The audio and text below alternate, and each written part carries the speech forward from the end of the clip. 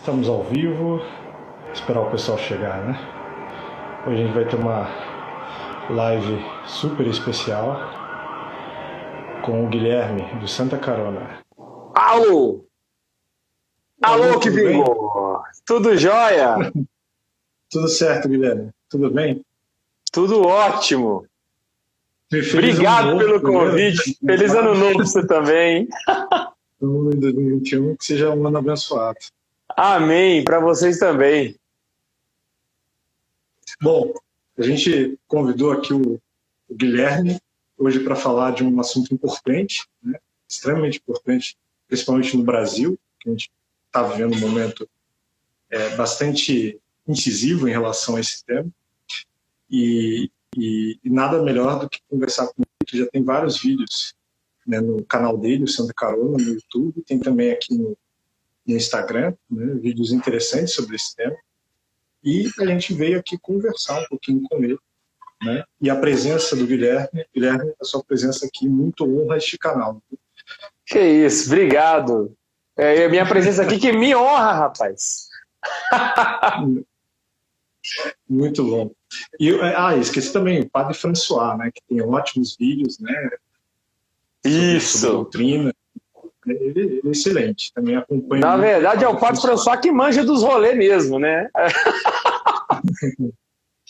ele é o cara, né? Ele é o cara. Bom, sem mais delongas, né? O tema hoje da live, como vocês podem ver, é ideologias eclesiais e tradicionalismo, né? E aqui, para a gente começar o tema, né, começar a conversa, eu vou dar aqui uma breve introdução, uma provocada, né, de por que eu chamei de ideologia eclesial, porque esse tema é sobre ideologias eclesiais. Né?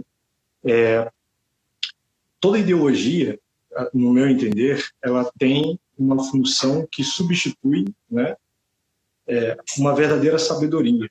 Né? Por quê? Porque a ideologia, ela pega certos aspectos da realidade, às vezes verdadeiros, às vezes não, e quer enxergar toda a realidade a partir daquilo, né? Sem contar com vários outros fatores em jogo. E a ausência desses outros fatores torna a explicação extremamente deficiente, extremamente incompleta. E hoje, na igreja, a gente vive diversas ideologias eclesiais, de gente que quer explicar a igreja ao seu modo de pensar. Né? E é justamente por causa disso que a gente vem falar de uma dessas ideologias eclesiais, que no caso a gente considera ser o tradicionalismo. Então, para começar o tema, eu gostaria de fazer aqui pode ser uma conversa, né?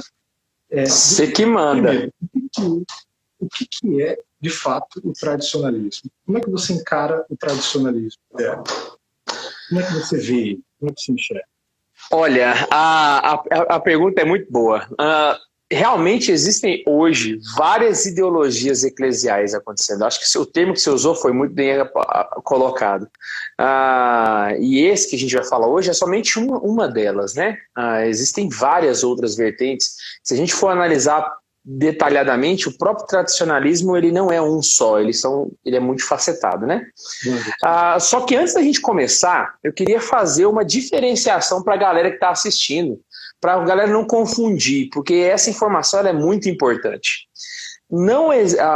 O termo que eu acho melhor a gente utilizar não é tradicionalismo, porque o tradicional ele é todo católico. Né? Tradicional vem de traditio, aquilo que é passado, aquilo que é transmitido. Então, todo fiel católico, ele recebe a fé que veio dos apóstolos, que veio transmitida. Então, de certa forma não, né? Da forma correta, todo católico, para ser católico, precisa ser tradicional. Porque ele precisa aderir à fé que veio dos apóstolos. O que a gente tem hoje em dia é uma deturpação desse termo. Né? Como se somente um grupo que muito específico, que se veste de certa forma, que fala de certa forma, que tem alguns gostos, seria o que a gente chama de tradicional. Esse pessoal, eu costumo ter um pé atrás, porque são vários também, né? E aí, separando o católico tradicional, que é todo católico, do católico tradicionalista, você vai ter o tradicionalista bom e o tradicionalista ruim. O tradicionalista bom é o cara que está lá, participa da sua missa, a moça que vai lá de véu, mas está em comunhão com a igreja e é submissa a essa igreja e tal, sabe? E está vivendo bem com ela. Esse é o importante. Agora, o problema é o tradicionalista ruim. E eu acho que é sobre ele que a gente vai falar hoje, né? O que é esse tradicionalista ruim que a gente costuma chamar de raditrad? Raditrad é um termo que surgiu nos Estados Unidos, chamado de radical traditional, né? De radical tradicional. No termo ruim da palavra radical, né? Não aquele que cria raízes, mas aquele que é extremista, né? Que é fundamentalista no sentido da coisa. E esse cara é hoje, eu diria, a segunda ideologia mais danosa para a igreja no Brasil, pelo menos, no que eu percebo, assim. Porque eles tiram... Nossa, é complicado. Eu até perguntei no Twitter já desse para trás, qual que é pior, né? Se é um protestante ou um raditrad, cara? Porque a gente não sabe quem que dá mais trabalho, às vezes. Meu Deus do céu. Mas qual que é a lógica do raditrad? Tem uma premissa por trás dele. Eu acho que eu nunca falei isso em vídeo nenhum. O raditrad, ele tem uma premissa que a fé católica, ela é progressiva. Então, para ele, a fé católica saiu de um estágio fraco, sabe? Que era o estágio primitivo dele, e ele foi progredindo,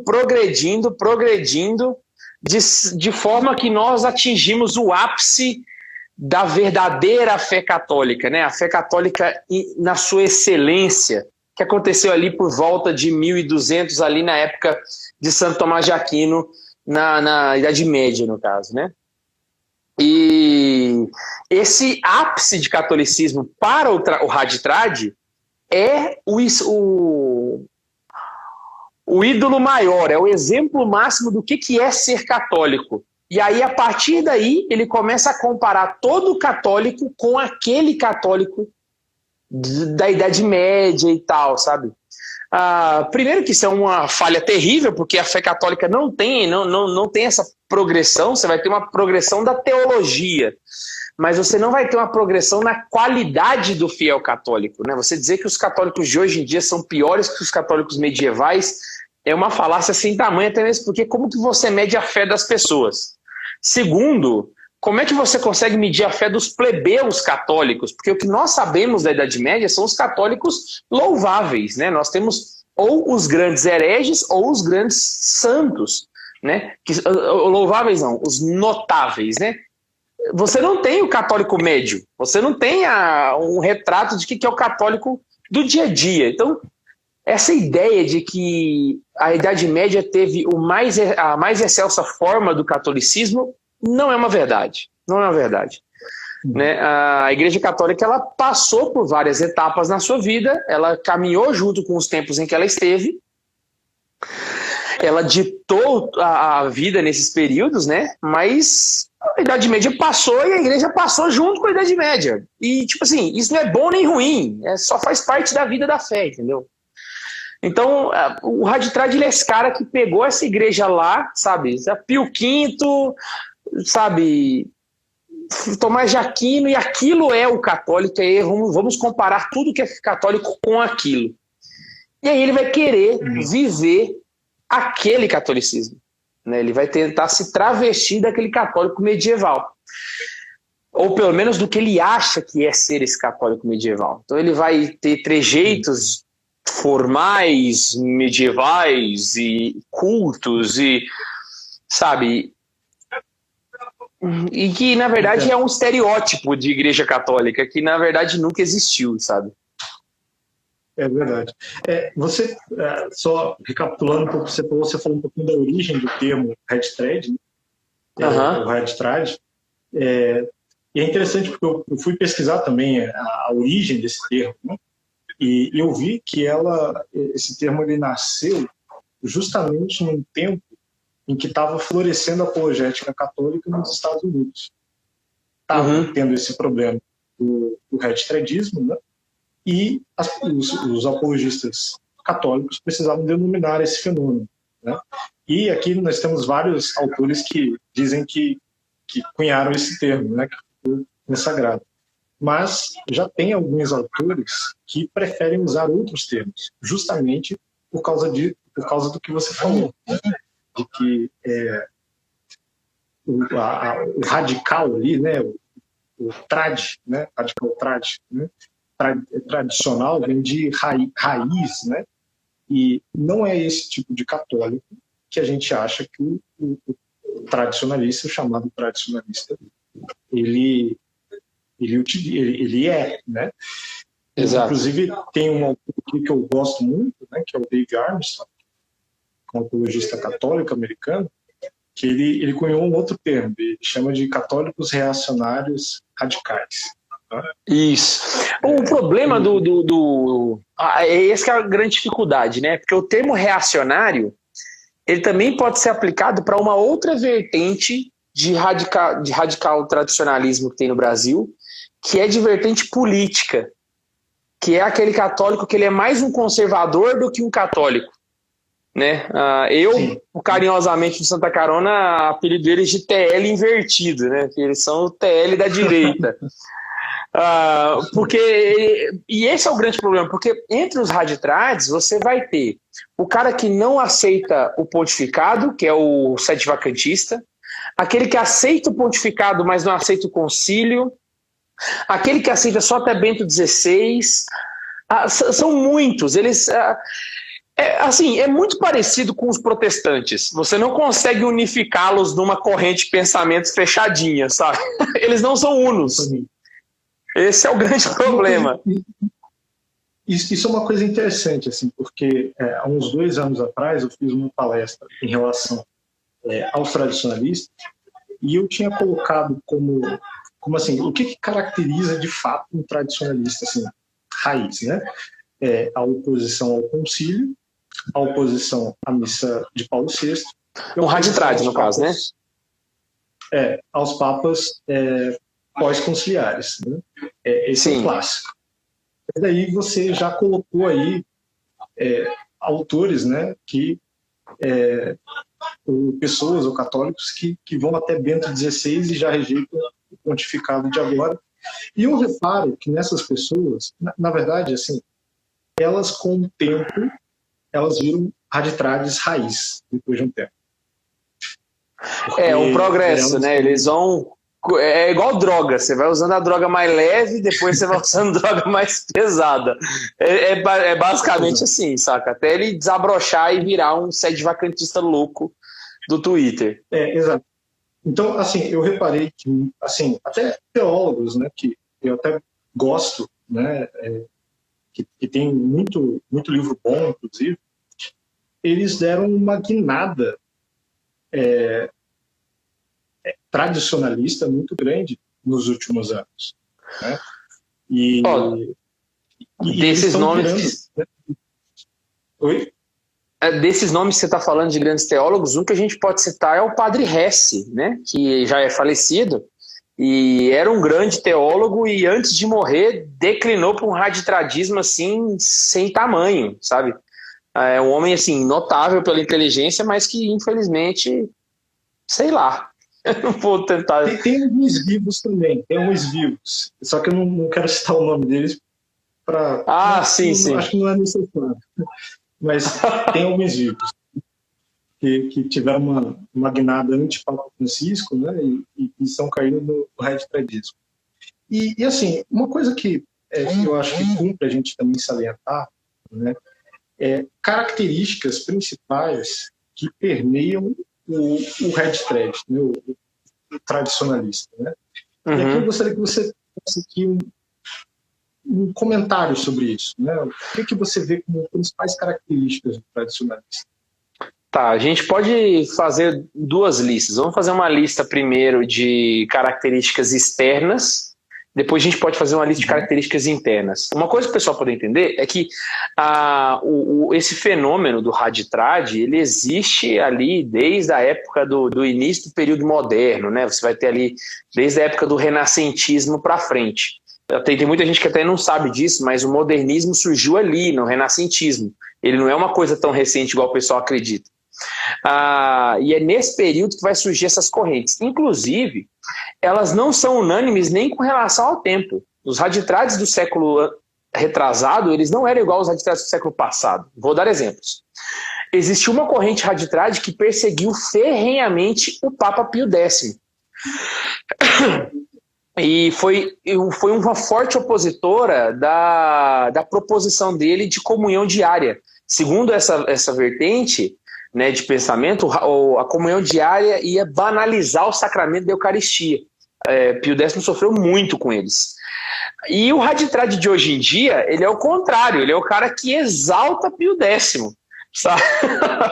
Para você ver que ela vai progredindo, assim, ou regredindo com o tempo, sei lá como você queira chamar, né? Então o raditrade de antigamente perseguia o Papa de Pio X e o de hoje persegue o Francisco, mas não persegue e ama o Pio X. Pode ser que no século seguinte, o raditrade do século seguinte ame o Papa Francisco e odeie o Papa vigente. A coisa vai progredindo nesse sentido, né? Mas quais são as principais características, né, do raditrade de hoje, o contemporâneo nosso? E um ponto que eu vejo que é unânime entre eles é a ferrenha oposição ao Concílio Vaticano II. E eu tentei explicar, e eu acho que eu até expliquei bem, num vídeo que eu fiz sobre a verdade sobre os raditrades que está no nosso canal. Nele eu tento desenhar de uma maneira um pouco... Você assistiu aquele vídeo? Vi, claro. Eu tentei ilustrar um pouco ali o que é o pensamento deles. Porque, na verdade, o pensamento raditrade ele é o mesmo pensamento do teólogo da libertação, só que invertido. Enquanto os dois eles acreditam que o Vaticano II foi uma ruptura da tradição da Igreja. O TL comemora, porque ele acha que a Igreja era opressora e depois do Concílio Vaticano II houve uma ruptura e agora a Igreja é mais aberta aos pobres, né? Já o raditrade, ele acredita que o Concílio Vaticano teve uma ruptura e por ser uma ruptura ele quebrou uma tradição, ou seja, ele quebrou a linha que ligava ele àquela igreja medieval do Concílio de Trento. Os dois estão errados, porque na verdade não houve essa ruptura, né? É a repetida e repetida hermenêutica da continuidade, né? Não há essa ruptura do Concílio Vaticano II. E a premissa deles é a mesma, tanto do TL quanto do raditrade. Então, o Concílio Vaticano II, você vai ver eles criticando sempre. E aí você vai ter os raditrades mais moderados, que só torcem o nariz do Concílio Vaticano II, até os raditrades mais agressivos que chegam a xingar o Papa, a dizer que o Concílio Vaticano II foi uma obra do próprio demônio dentro da igreja e que ali foi uma desgraça em forma de evento. É terrível o que eles conseguem falar e eles conseguem muito pior do que eu estou exemplificando aqui. Eu acabei falando invertido, né? Eu falei eu estou falando das características de pensamento deles, né? Agora, para as características externas, o raditrade é aquele cara que ele está obcecado, e isso é uma coisa forte neles, num rigorismo kantiano. Eu acho que de todos os católicos que existem, os que mais aderiram a esse rigorismo kantiano é o raditrade. E é exatamente junto com o raditrade que surge o fenômeno do católico escrupuloso, que era uma coisa que existia, mas não acontecia com tanta frequência.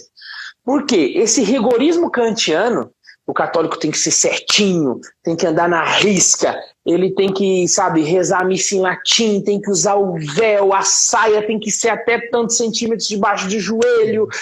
Esse rigorismo kantiano que a gente vê muito presente nas igrejas mais tradicionais evangélicas, né, como aquelas assembleianas, né, e tal, acaba se repetindo na igreja católica. Então você vai ver esses trejeitos, né? Esse saião desmedido, nada contra o saião, tá, gente? Tem saiões que são maravilhosos, mas esse saião desmedido, esse trejeito de ter que se vestir amarrando até aqui, e esse jeito de falar que não é natural, não é espontâneo, ele acaba virando um bonequinho medieval de católico, o que é muito horrível para o apostolado. Porque a pessoa que não é católica, ela vê aquilo, ela se espanta com aquilo. E aí ela acaba criando na sua cabeça uma visão errada do que é a igreja católica. Então, basicamente, a gente conseguiu montar aqui um raditrade exemplo para a gente, né? Do que seria essa vertente. As principais características que eu penso aqui agora são essas, tanto de pensamento, né, que é essa crítica ao Concílio Vaticano II e a tudo que vem depois dele, né, esse louvor exacerbado da Idade Média, que nada contra, tá? A Idade Média teve suas glórias, Santo Tomás de Aquino ele tem a sua glória como o maior filósofo da história, mas ele não foi, a Idade Média não foi esse mar de beleza e encantamento que todo mundo pensa, né? Não precisa muito tempo de estudo para você ver que na verdade não foi assim. E aí acabam, por exemplo, só para poder encerrar, louvando algumas coisas que não foram tão louváveis assim na história da igreja. Por exemplo, você vê, é muito comum você ver esses raditrades louvando as cruzadas como se elas tivessem sido a maior maravilha da história da igreja, sendo que a gente sabe que as cruzadas foram um fracasso, né? As cruzadas não conseguiram o que eles queriam. Assim, não é uma crítica nem um elogio às cruzadas, a gente só tem que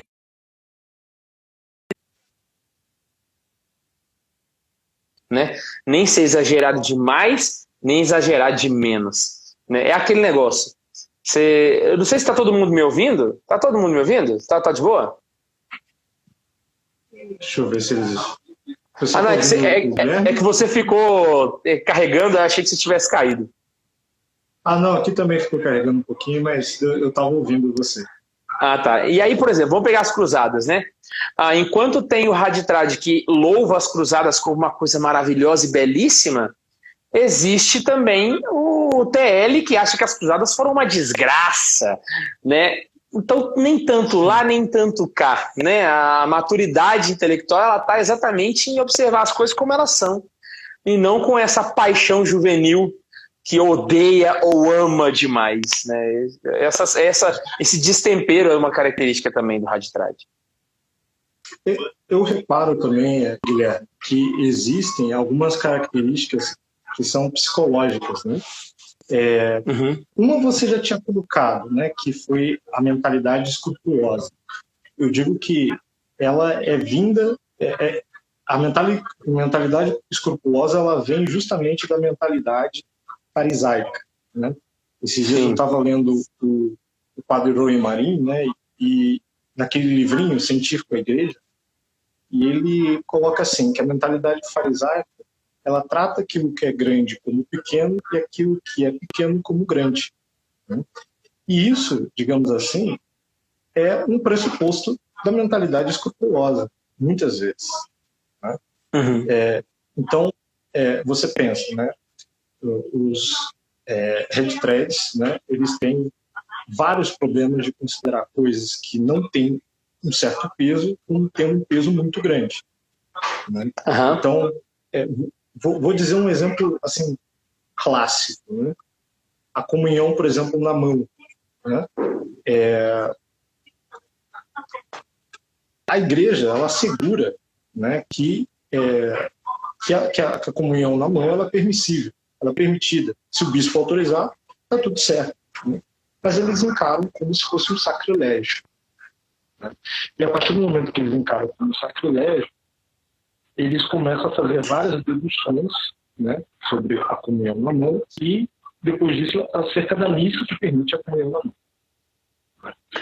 Então, eles começam a dizer que a comunhão na mão ela é sacrílega, e daí daqui a pouco está começando a dizer que a missa nova permite sacrilégio, coisas assim, né? Então, o método da mentalidade farisaica de considerar as coisas sem a sua proporção certa e termina na mentalidade escrupulosa, né? O pensamento é bem esse. Outra coisa que eu reparo assim, isso é bem típico, né? O pessimismo, né? Enquanto eles dizem que a mentalidade, né, do concílio, né, da igreja pós-conciliar é otimista, eles são pessimistas, né? E eu até estava lendo um livro de um tradicionalista aí famosão, né? E nele ele tinha escrito o seguinte: que o católico deve ser um pouco pessimista, porque a história, a gente conhece, ela vai piorar, né, com o passar do tempo, até o juízo final. A gente vai passar por muitas tribulações e sempre vai piorar, tendência a piorar, né? Então a gente a gente percebe um pessimismo muito grande sobre a situação da igreja, né, e a situação do mundo em geral. Então, eu percebo assim, que o que funciona muitas vezes, uma retórica extremamente apocalíptica, né, você vê que falar do apocalipse hoje dá like, né, dá dinheiro. Oh. São Jerônimo no Liquefez, a internet parou. Virou. É verdade, teve dessa, né? São Januário, né? É São Januário, verdade, sim, eu confundi. Isso. Então, assim, eles não permitem, às vezes, esse pessimismo que eles têm em relação à igreja, não permite ver vários avanços ou várias coisas boas que estão acontecendo. Então, por exemplo, né, vou citar apenas casos do século XX, né, que eles dizem que foi o século que foi o pior de todos, né, que a igreja caiu de vez, etc. Nós tivemos um aumento de conversões dos protestantes, por exemplo, muito grande. Nós tivemos uma verdadeira era de ouro da apologética. Eu nunca vi tanto livros de apologética sendo produzidos como antes. Então, a gente, nos anos 90, principalmente, depois que saiu o catecismo, né, o catecismo amarelo, começou a pipocar um monte de gente convertida e um monte de gente fazendo apologética usando esse livro, usando o catecismo, né? Então, Scott Hahn, né, a gente conhece, que foi nos anos 90 também, o próprio Dave Armstrong, que também é dos anos 90. Tivemos apostolados grandes, né? Nos Estados Unidos tem o Catholic Cancers, que é um apostolado gigante que eu sigo também, que surgiu também nos anos 90. Então, na África, o catolicismo está aumentando, não está diminuindo, né? Então, a gente observa assim, que tem várias coisas boas acontecendo, né? E, apesar da gente conhecer a história, sabendo que ela vai terminar, digamos, mal, né? A gente não sabe quando ela vai terminar. E a gente tem que lutar cada vez mais para ter picos de bondade durante esse período. Porque a história, ela não é linear, né? Sempre para o mal. Ela é assim, né? Ela sobe e desce. Ela sobe e desce. Então, a gente tem que ser otimista. Depende também da perspectiva com a qual você olha o mundo, né? Dependendo de como você olha, uma fase vai ser boa ou ruim, dependendo da pessoa que está observando. Né? Então, tipo assim, com qual régua a gente vai medir se está melhorando ou piorando, né? Porque, assim, de fato, se a gente pega a própria Sagrada Escritura, ela mostra pra gente que no fim dos tempos vai estar tudo petecado. Só que aí que tá. A Sagrada Escritura ela sempre coloca que o mundo ao redor da igreja vai piorando, e aí é sempre na perspectiva da igreja dentro do mundo. O Haditrad, ele tem o pensamento de que as coisas estão piorando dentro da igreja.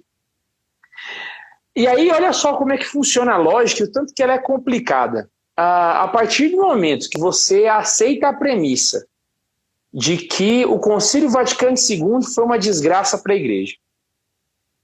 Então, o Concílio Vaticano II foi um erro. Logo, tudo que vem depois dele é um erro. Logo, você coloca em discussão os próprios pontificados que vieram depois do Concílio Vaticano II. Diante dessa perspectiva de que você tem pontificados questionáveis, você questiona a própria ação do Espírito Santo sobre a igreja, como se essa ação não tivesse sido efetiva ou eficaz. De alguma forma, o Espírito Santo meio que falhou no meio do caminho, ou foi vencido no meio do caminho, ou está perdendo uma batalha.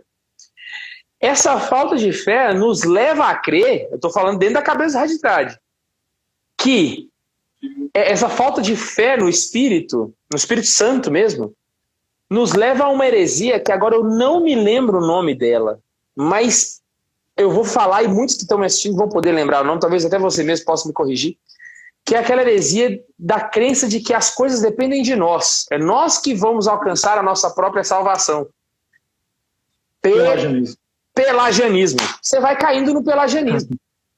Saca? Você vai virando um pelágiozinho andando por aí, porque uma premissa leva a outra e você para de acreditar que de fato o Espírito Santo é a sua igreja. Eu falei isso hoje numa live. Eu falei com esses termos. O ser humano sobre a Terra mais capacitado para ser o Papa hoje, enquanto a gente conversa, se chama Francisco. Se eu não acredito nisso, eu não acredito que é o próprio Cristo que rege a sua igreja. Jesus está falhando, Jesus está errando. Eu começo a abrir a brecha de que Jesus pode errar, que o Espírito Santo pode errar Percebe o problema que a gente tem aí? Sabe? Então, tipo assim, é uma coisinha que vai puxando a outra e quando você vê, desmorona um castelo inteiro. Você parece que tirou um tijolinho, o castelo inteiro caiu. É um castelo de cartas que a gente citou no nosso podcast sobre heresias. Sabe? E que é muito recorrente na cabeça desse pessoal. Eles perderam uma fé na igreja. Eles perderam fé de que o Espírito Santo rege a própria igreja. Sabe? Com todas as críticas que talvez você possa fazer um concílio, você não pode chegar ao ponto de achar que, sabe, o demônio venceu e pronto. Né? Jesus, por acaso, estava fazendo piada, né, na Santa Ceia? Não estava. Uma das coisas interessantes que eu percebo é que essa mentalidade, né, de que a igreja ela se transformou numa outra coisa, né, e que o pessoal precisa viver a Roma eterna, né, a Roma eterna, e não a Roma atual, como se chama, é a criação de várias situações que relativizam a doutrina da igreja, né, e a certeza sobre as coisas. Então, eu vou citar alguns exemplos aqui. Né? Então, por exemplo, eu digo assim, todos nós temos o dever de ir na missa aos domingos. Né? E qual é o critério do catecismo? Que a missa seja um rito católico, né? Esteja ali em comunhão com o bispo diocesano, está tudo certo. É só ir. Né? Só que daí você pergunta para o Red Thread, qual missa eu devo ir?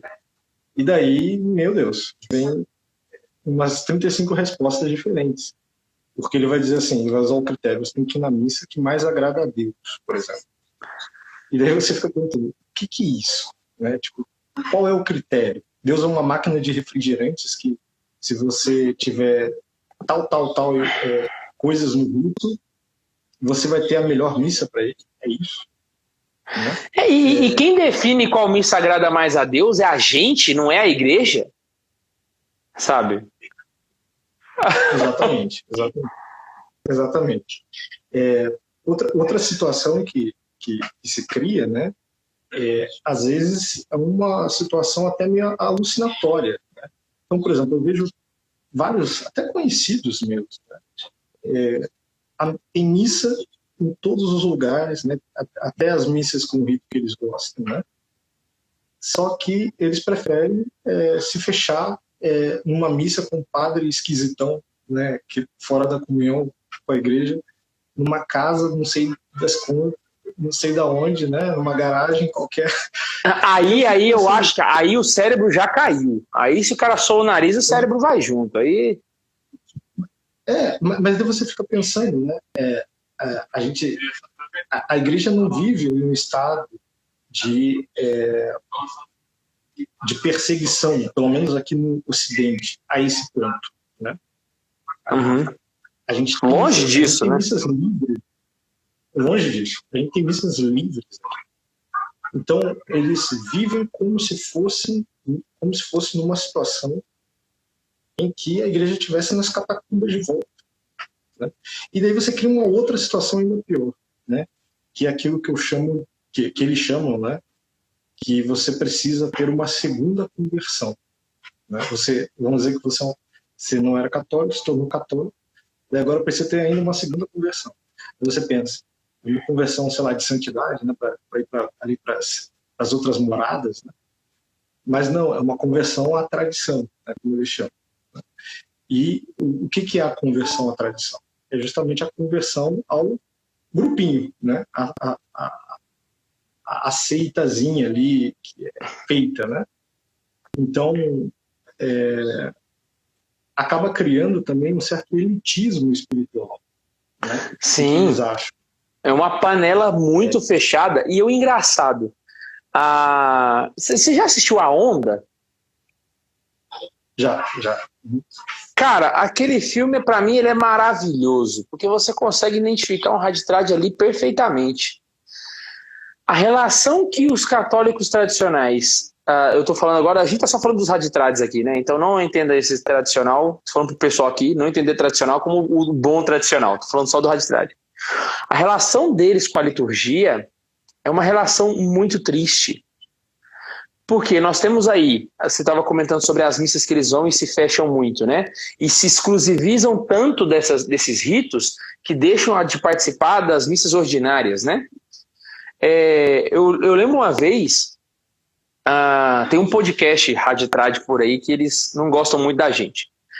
E aí eu estava ouvindo um dia que eles dedicaram um episódio só para falar do Santa Carona, e aí o rapaz falou uma coisa muito interessante. Assim, interessante no sentido ruim da palavra. Ele falou assim que Bento XVI, quando promulgou o decreto que permitia a missa de Pio V, ele criou 2 igrejas, uma igreja ordinária e uma igreja extraordinária. E qual que é o problema disso, né? O próprio documento ele deixa claro que, na verdade, você tem a mesma lex orandi em 2 ritos, no rito ordinário e no rito extraordinário. Mas a lex orandi é a mesma. Quando ele fala que a igreja, Bento XVI criou 2 igrejas, ele confunde o rito com a própria lex orandi. Ou seja, o rito é a lex orandi. Ou seja, na cabeça dele, se criou-se um novo rito, criou-se uma nova lex orandi, que não existe. Porque se fosse assim, a lex orandi foi criada somente com Pio V. Somente pós-concílio de Trento. Então, tudo que existiu antes não é missa. Não era missa. O rito dos cartuchos não é missa. O rito Ciro Malabar não é missa. Porque se a lex orandi é o próprio rito. Então, eu costumo explicar muito para as pessoas. O rito da missa é como você vestir um rei. Jesus é rei. Imagina a veste que você veste um rei. Ele tem um manto, ele tem esqueci o nome que ele segura na mão, ele tem uma coroa. Porém, a coroa pode ser trocada. O mastro pode ser trocado. A capa pode ser trocada. O que não pode ser trocado é o rei. O rito, ele é a vestimenta do rei. Ele não é o rei. Porque senão você mudou o foco da sua adoração. Você começou a adorar o rito. E se a missa não vale, só vale se for nesse rito, você virou um idólatra do rito. E aí que é a diferença do raditrade bom e do raditrade ruim. O raditrade bom é aquele cara que vai na missa tridentina, mas se ele não tiver opção, ele vai na de Paulo VI e tá tudo bem. Saca? Ele tá feliz e paciência. Não teve, mas vamos, tá válido do meu jeito. Agora, o raditrade é aquele exclusivista. Ele é o idólatra do rito. Só serve se for de Pio V. Essa relação com o rito é muito, muito danosa. Muito danosa. Porque aí os protestantes passam a ter razão quando acusam os católicos de idólatras. Esses católicos são de fato idólatras. Porque eles passaram a adorar algo que não é digno de adoração. Por quê? Porque só é exclusivo, só é excelso, só é maravilhoso se for assim. Deus não está numa rúbrica do missal, sabe? Você não pode virar para Jesus e falar assim, Jesus, faz o que tá fala o que está preto e faz o que está de vermelho. Jesus não foi assim. Jesus ele fez a extrema unção de Dimas em cima da cruz sem seguir fórmula. Por quê? Porque ele é Deus, entendeu? Deus não tem rito, sabe? Agora que a igreja determine o rito conforme o seu tempo e conforme ela achar que for melhor. Basicamente é isso. É interessante essa questão da missa, né, e do rito, porque às vezes eu vejo que eles fazem várias diferenciações, tecnicidades, né, que na verdade não servem para muita coisa. Eu digo que é uma distinção às vezes sem diferença, né? Então, por exemplo, quando eles dizem assim, né? A gente acredita até na validade dessa missa, né? Mas a gente não acredita na licitude dela, né? Assim, em termos práticos, não faz nenhuma diferença. Porque o que você está querendo dizer, na verdade, é que o rito ele não está disponível para o católico ir. É isso que você está querendo dizer. Você só não está dizendo que é inválido porque você quer, talvez, né, fazer passar um verniz aí de uma aparência meio moderada, né? Moderada, você é submisso, etc. Mas, na verdade, você está fazendo uma distinção sem diferença. E tem uma outra coisa, né? Eu acho assim que nenhum fiel ele é chamado a ficar distinguindo o que é rito ilícito, o que é rito lícito, o que é rito válido dentro da igreja, o que é o concílio certo, o que é o concílio errado dentro da igreja. O fiel católico ele é chamado a aceitar o que a igreja impõe, porque ela é mãe e mestre. Então, é o princípio que está por trás, né? É o princípio que faz ele rejeitar. Muitas vezes o registrar ele coloca muito a consciência individual em cima do próprio magistério, né? Inclusive, certa vez eu ouvi que você ir na missa nova, né, de Paulo VI, né, não era uma questão de consciência, né? Porque se a pessoa achasse que ir na missa fosse pecado mortal, né, ela não poderia ir, né? Só que o problema está no seguinte: quem é que forma a mente católica?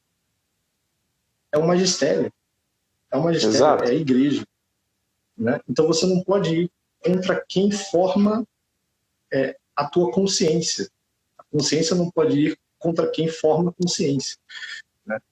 Você não pode substituir uma das pernas do tripé, né? Você não pode pegar lá tradição, Sagrada Escritura, magistério. Você não pode pegar tradição, Sagrada Escritura, Marcel Lefebvre. Não, é magistério.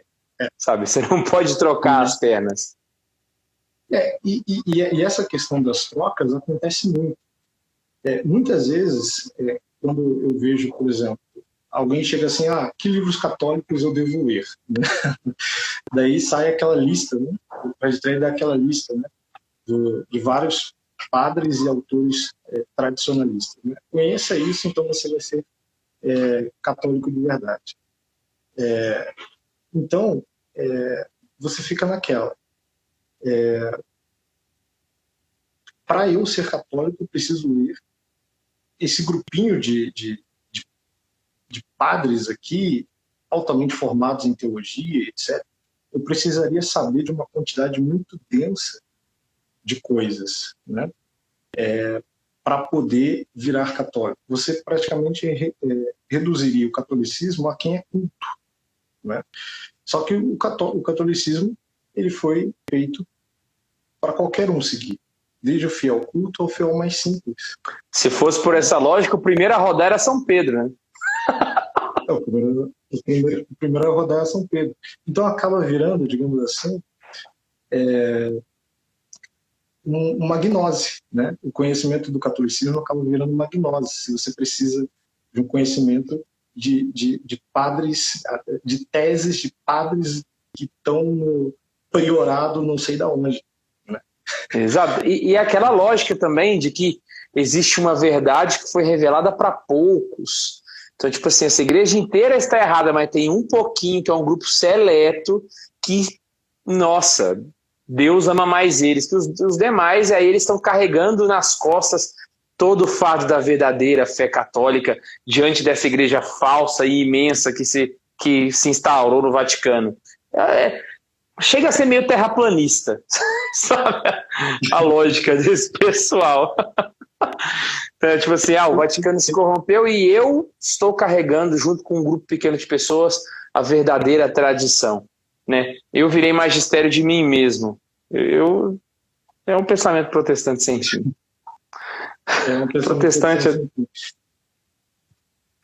completamente. E assim, né?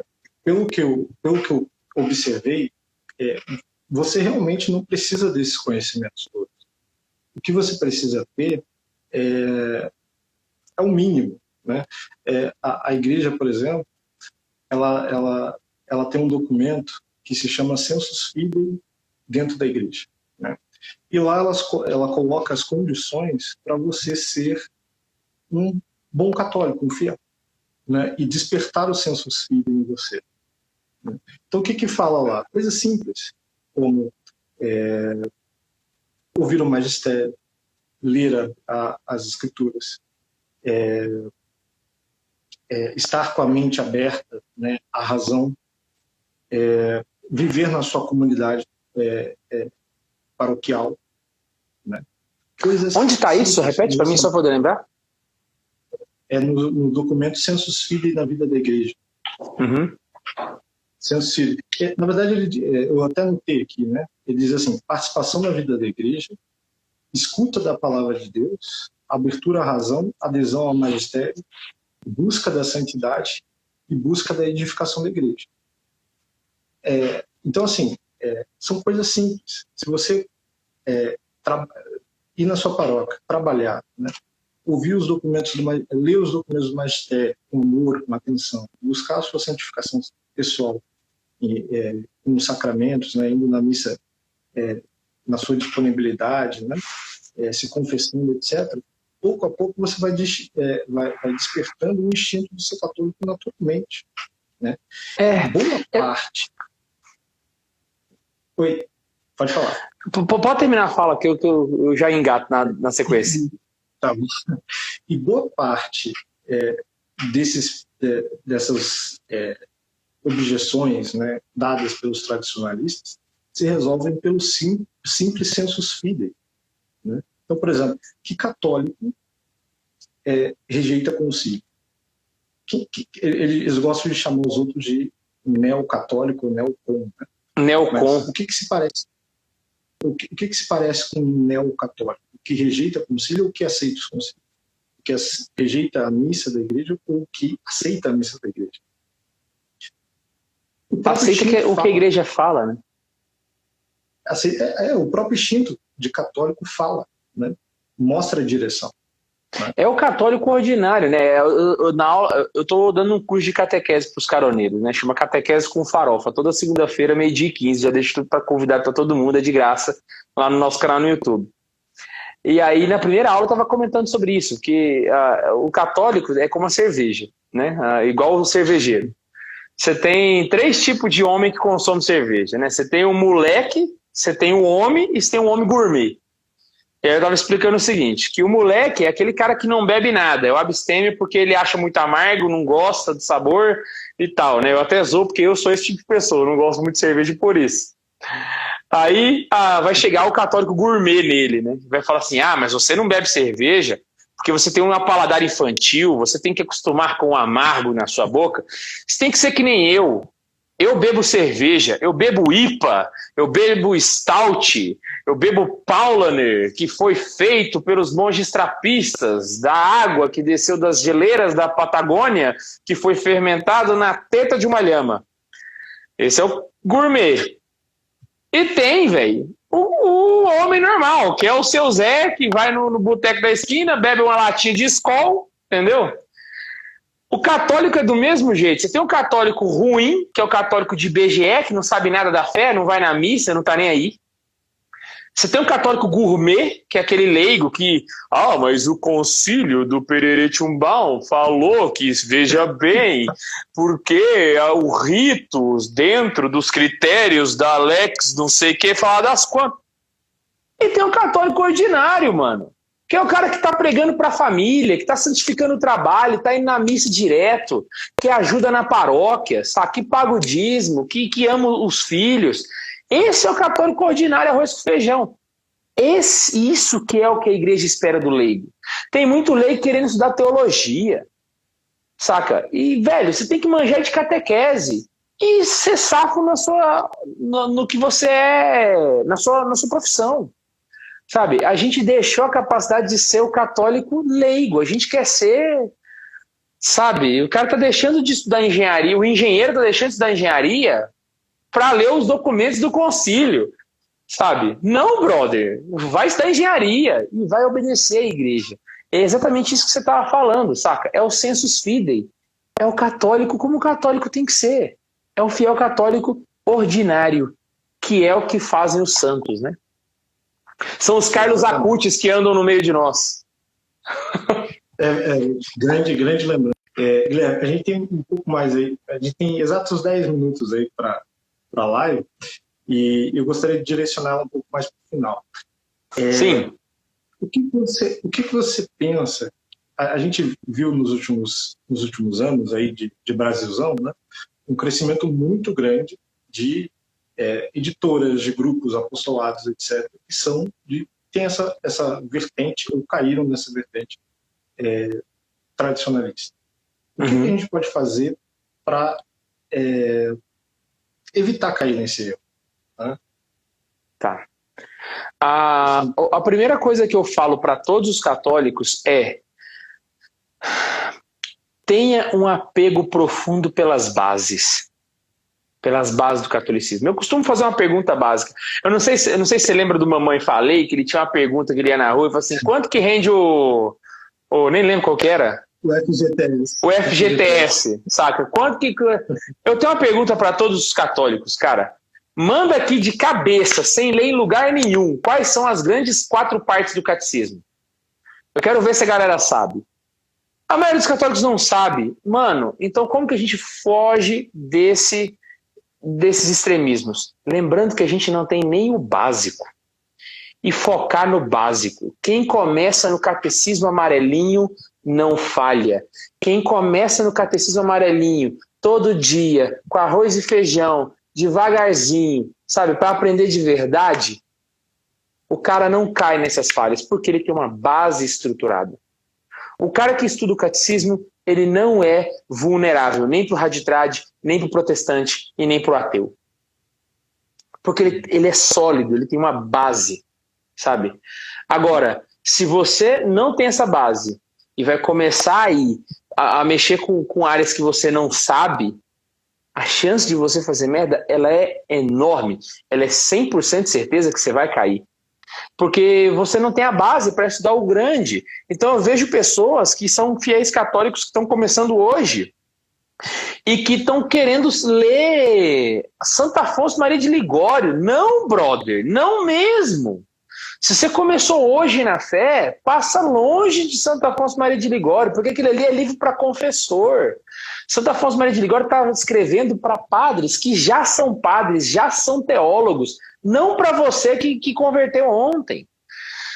Se você faz isso, você se torna vulnerável, porque o primeiro papo que vierem para você, você vai cair.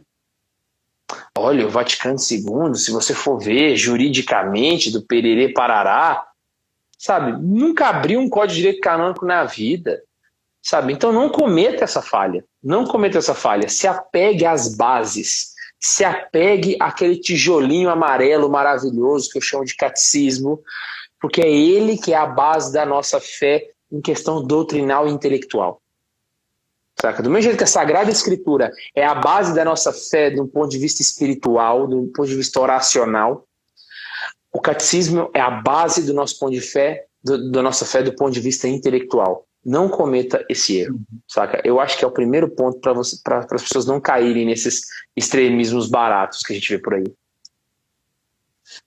É interessante que no início da live você falou que muitos desses tradicionalistas, eles têm como paradigma o tempo da Idade Média, né?